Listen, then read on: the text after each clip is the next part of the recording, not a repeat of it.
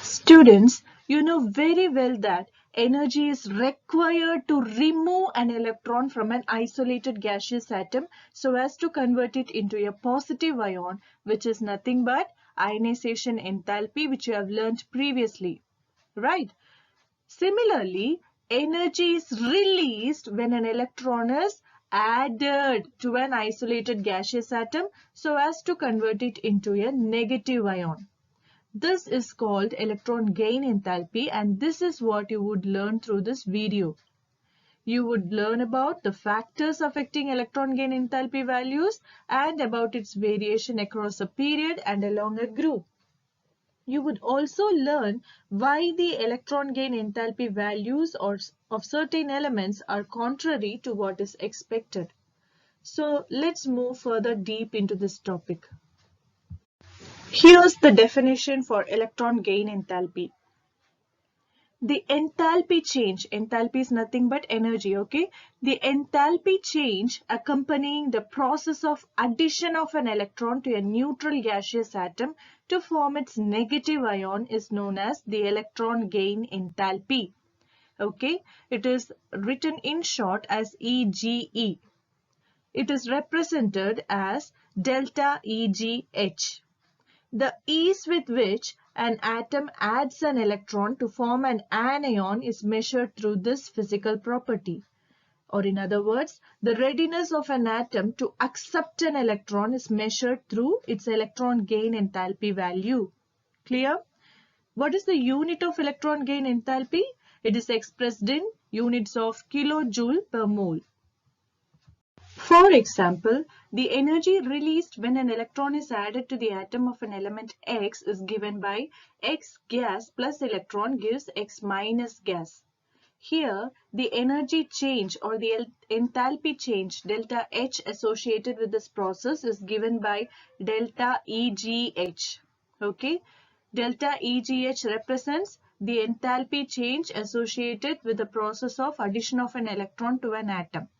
Okay, here X gas represents the gaseous atom and X minus gas represents the resultant gaseous anion or negative ion. Depending on the nature of the element, the process of adding an electron to the atom can be either exothermic or endothermic, which means heat energy may be released to the surroundings or absorbed from the surroundings when an atom accepts an electron. For a majority of elements found in the periodic table, energy is released when an electron is added to its atom. For such elements, the value of electron gain enthalpy is negative. Students, do note the sign of electron gain enthalpy. It is negative since energy is released by an atom. Remember, when you learnt about ionization enthalpy, since energy is supplied to an atom to remove its electron, the value of ionization enthalpy always has a positive sign. But remember, electron gain enthalpy values are negative for a majority of elements. Clear? Let us look at an example. The electron gain enthalpy of group 17 elements, that is halogen family, is highly negative. What could be the reason? Okay, first of all, who are the members of halogen family? Who are the members of group 17? Fluorine, chlorine, bromine, iodine, astatine and tennessine. Okay, we know that all the elements belonging to group 17 or the halogen family have 7 electrons in their outermost shell. Okay, all of them have 7 electrons in their outermost shell. Hence, all halogens have a great desire to accept an electron so as to have 8 electrons, or in other words, octet of electrons in their outermost shell. Thus, they try to achieve the nearest stable noble gas configuration. Okay, this is the reason for the highly negative electron gain enthalpies of halogens. I told you that a majority of elements in the periodic table have negative electron gain enthalpy values. On the contrary, it is the noble gases that have large positive electron gain enthalpy values. This is because the electron that is newly added to an atom of a noble gas has to enter the next higher principal energy level, leading to very unstable electronic configuration. Okay, students, you all know that noble gases possess the most stable electronic configuration compared to all other elements of the periodic table. This is because they have completely filled shells. They have 8 electrons in their outermost shell. Right. When an electron is newly added to such an atom, it would have to enter the next higher principal energy level, leading to a highly unstable electronic configuration like that of alkali metals, which have 1 electron in their outermost principal energy level or principal shell. This is the reason for the highly positive electron gain enthalpy values of noble gases. There are 3 factors which influence electron gain enthalpy values: nuclear charge, atomic size, and electronic configuration. Now let's look at the first factor, nuclear charge. The value of electron gain enthalpy becomes more negative with increase in nuclear charge. Students, you know that as the nuclear charge increases, what do you mean by nuclear charge? As the number of positively charged protons inside the nucleus increases, the force of attraction between the nucleus and the added electron increases, and hence the value of electron gain enthalpy becomes more negative. So, the value of electron gain enthalpy, what happens to it? It becomes more negative with increase in nuclear charge. Now, the second factor that governs the electron gain enthalpy values is atomic size. The value of electron gain enthalpy becomes less negative with increase in atomic size. As the size of the atom increases, students, you know in general, as we go down a group, there is an increase in the atomic size, which means the distance between the nucleus and the outermost shell, which receives the added electron, increases. Due to this, the force of attraction between the nucleus and the added electron decreases. Hence, the value of electron gain enthalpy becomes less negative. Okay, now the third factor, what is it? Electronic configuration. Elements with exactly half-filled or completely filled orbitals are highly stable. So, energy is to be supplied to add an electron. Or in other words, we need to supply energy in order to add an electron into the orbitals of elements with exactly half-filled or completely filled orbitals. Thus, you can see that they do not accept the added electron very easily. Note that energy is supplied to add an electron. Okay, since energy is supplied to add an electron, the electron gain enthalpies of such elements which have exactly half-filled and completely filled orbitals have large positive values.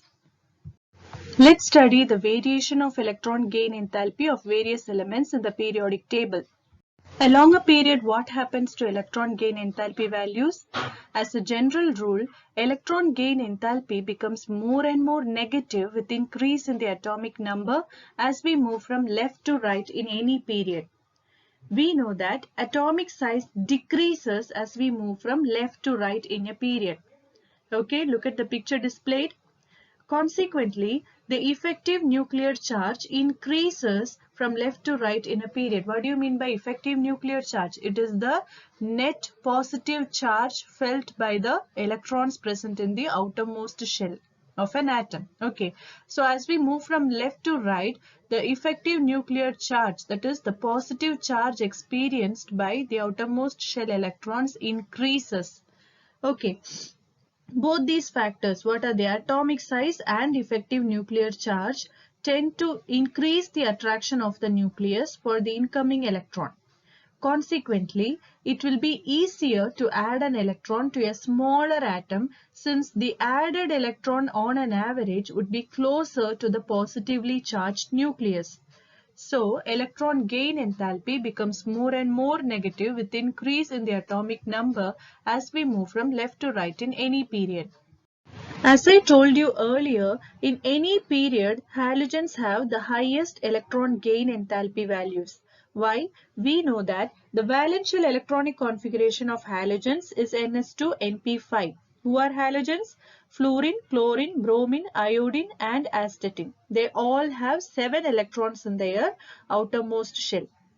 They are only 1 electron short of attaining the nearest noble gas configuration of Ns2Np6. So they all have a great desire to accept an additional electron into their outermost shell and achieve octet. So this is the reason. For this reason, they have highly negative values for electron gain enthalpy. Variation within a group. The values of electron gain enthalpy become less negative as we move down a group. This is because as we go down a group, both the atomic size and the nuclear charge increase. What do you mean by nuclear charge? It is the number of positively charged protons in the nucleus. So, what did I say? As we go down a group, the atomic size increases and the number of protons in the nucleus also increases.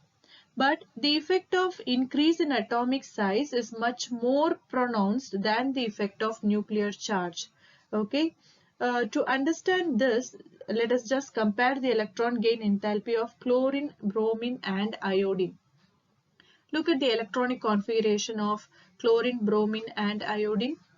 You can see that while in chlorine, the incoming electron enters into the 3p subshell, it enters into 4p subshell in bromine and 5p subshell in iodine. Thus, with increase in atomic size, the added electron would be far away from the nucleus. So, the attraction of the nucleus for the incoming electron decreases, and for this reason, electron gain enthalpy becomes less negative as we go down a group from chlorine to iodine.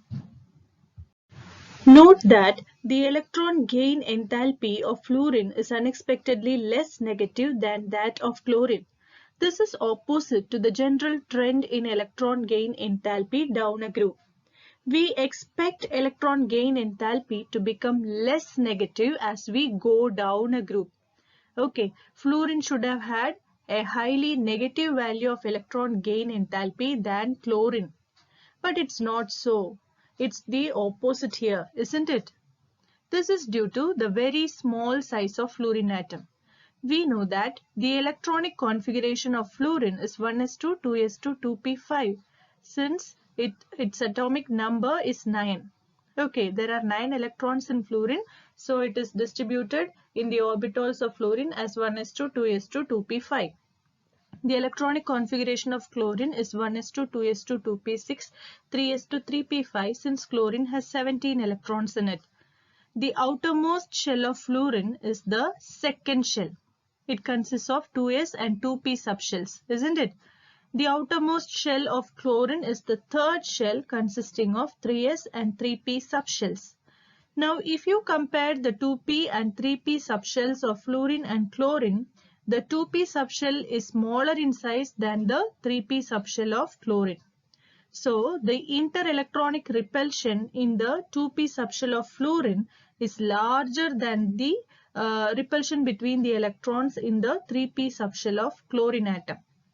Due to the greater electron-electron repulsion among the electrons occupying the orbitals of smaller 2p subshell of fluorine atom, the incoming electron is not easily accepted by fluorine atom. However, in chlorine atom, since the added electron occupies a larger region of space, okay, we know that the orbitals of 3p subshell are larger. Okay, since the repulsion between electrons in the 3p orbitals of chlorine atom is less, an electron is very easily added into the 3p subshell of chlorine. Hence, the energy released on the addition of an electron is slightly less in fluorine compared to chlorine. Likewise, the electron gain enthalpy of oxygen is unexpectedly less negative than that for sulfur. According to the general trend observed down a group, we expect the electron gain enthalpy of oxygen to be highly negative than that for sulfur. But it's the opposite. This is again due to the comparatively small size of oxygen atom. The electronic configuration of oxygen is 1:2:2p4 and that of sulfur is 1:2:2p6, 3:3p4. The outermost shell of oxygen is the second shell consisting of 2s and 2p subshells, and that of sulfur is the third shell consisting of 3s and 3p subshells. The 2p subshell of oxygen is smaller in size than the 3p subshell of sulfur. So the repulsion between the electrons occupying the smaller 2p subshell of oxygen is very high. Okay, when you compare it with the repulsion between electrons occupying the larger 3p subshell of sulfur. So due to this, the incoming electron is not that easily accepted by the oxygen atom. So less energy is released by the oxygen atom when an electron is added to it. Okay, that is why we have less negative value for electron gain enthalpy of oxygen. In sulfur atom, since the added electron occupies a larger region of space, the repulsion between electrons occupying the larger 3p orbital of sulfur atom is much less. So, comparatively more amount of energy is released on the addition of an electron to the larger 3p subshell of sulfur atom. Okay, this is the reason why the electron gain enthalpy value of sulfur is highly negative in comparison to the electron gain enthalpy of oxygen, which is unexpectedly less negative. Question number 3.7. Which of the following will have the most negative electron gain enthalpy and which the least negative? Phosphorus, sulfur, chlorine, fluorine. Explain your answer. First of all, write the atomic numbers of each element and try to arrange them as in the periodic table.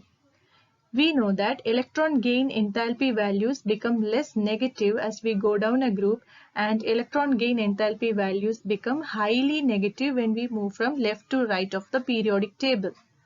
Now, if you compare the electron gain enthalpy of fluorine and chlorine, adding an electron to the smaller 2p orbital of fluorine leads to greater repulsion among the electrons than adding an electron to the larger 3p orbital of chlorine. So, the electron gain enthalpy of chlorine is highly negative than that of fluorine. Okay, we know that halogens possess highly negative electron gain enthalpies in any period. So, chlorine will have the most negative electron gain enthalpy and phosphorus will have the least negative electron gain enthalpy. Question number 3.21. Would you expect the second electron gain enthalpy of oxygen as positive, more negative or less negative than the first? Justify your answer. The first electron gain enthalpy of oxygen corresponds to the addition of the first electron to oxygen atom. So when an electron is added to oxygen atom to form O- ion, energy will be released. So the first electron gain enthalpy of oxygen is negative. Look at the process. Oxygen gains an electron and becomes negatively charged O- ion.